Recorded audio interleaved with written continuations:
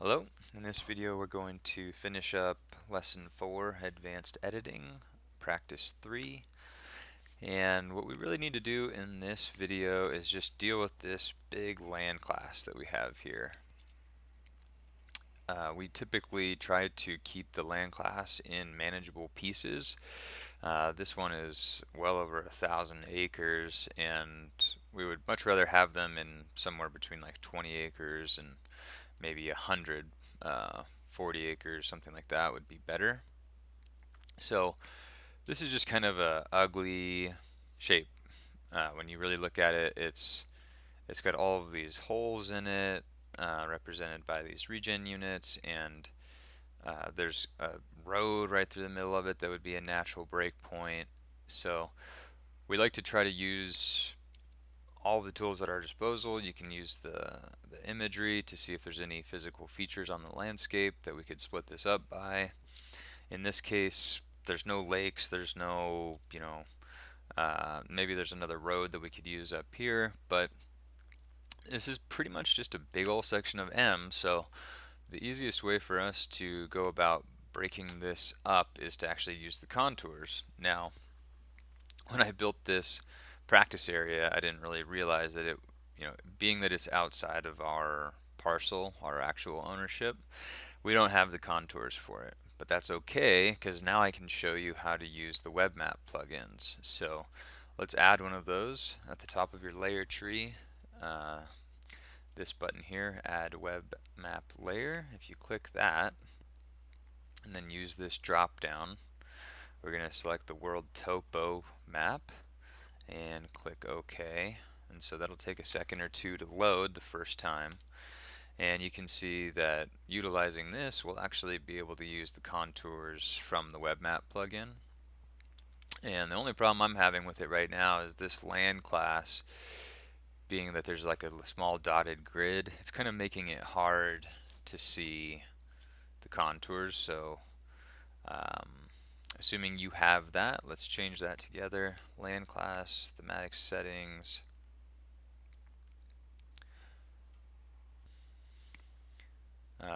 Under thematic settings, let's go to is null, and you can see that's this is based on the C2 field. So this being that we only have M populated in C1, there is nothing in C2. So all of the land classes with C2 equal to null are going to have this orange dotted grid. So let's just change that. Go down here to none, click OK, and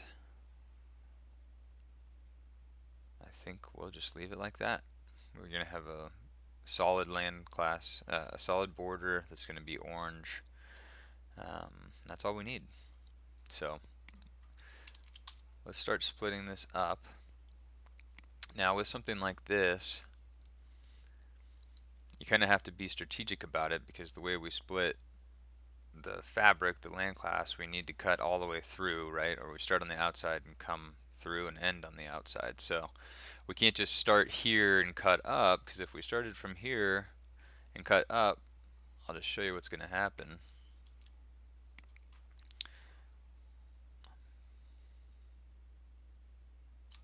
Nothing, because we didn't cut through the full fabric. So the first thing we should do, let's select this road.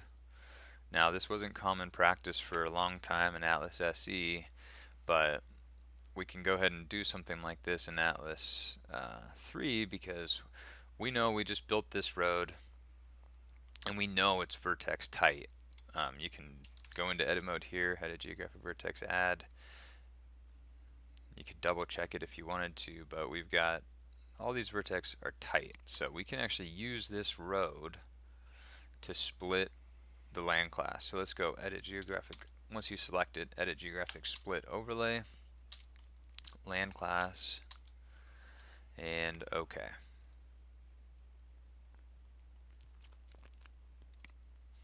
Alright, you can see the label already for the land class M and M, so you can tell that it was pretty successful. There's one, there's two. So now we've got at least two pieces. We're starting to make a dent here. And I'm just going to use the split feature tool now And I think what we should do is, let's just split up this, well, let's split down this ravine here. So let's start here. This counts as being on the outside of the landclass. And using these contour lines, we're just going to kind of jump right here, and then we're going to cut right down this set of contours, end on the outside, click enter. And now we've got that split in half. And let's do the same thing to the south here. We can follow that. It doesn't matter which one of these you grab, you just kind of start. If it looks like it's in the right spot, you can just hit G. Let's cut down this. It's almost straight down.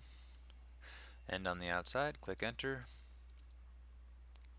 Okay, so now we're starting to break these up. They're a couple 100 acres apiece, so we need to keep going. It's looking better though. So if you're with me now, let's just split this bottom right corner, but we're gonna kind of cheat because we're gonna use this split tool. We're gonna split through, and then we're just gonna come right back. And it's not really advisable, but I'm gonna do this intentionally to show you what's gonna happen. So we have these contours, and we're gonna follow them across. So grab one of your vertices here, and just sort of follow the contours along here. So instead of going down, we're going to go with them. And now just come right back. So sort of just follow these contours, make something that looks natural, and come here.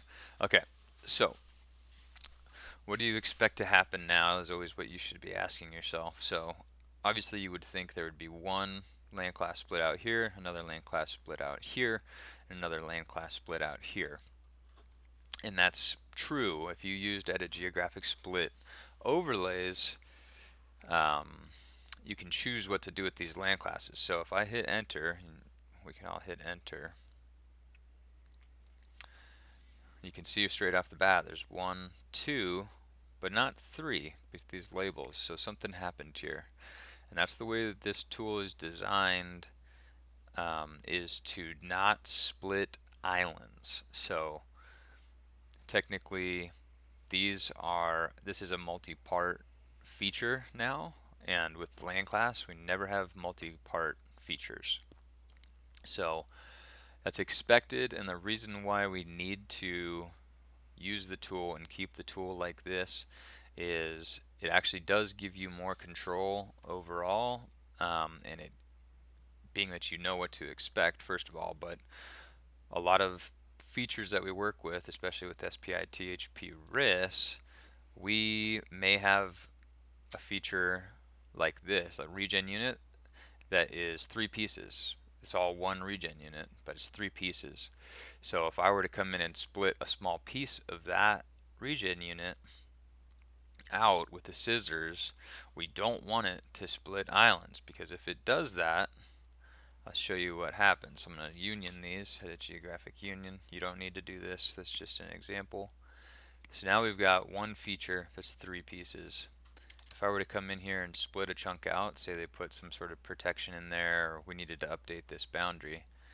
If I did that and it split islands, it would end up looking like this. And it would split each multi-part into its own part. And so the problem with that is this was supposed to be 3, and if you were zoomed in and you cut this out, and what you ended up with was a selection like this, you wouldn't immediately know that you actually split off these other 2 pieces, and it can create some pretty messy attribute data.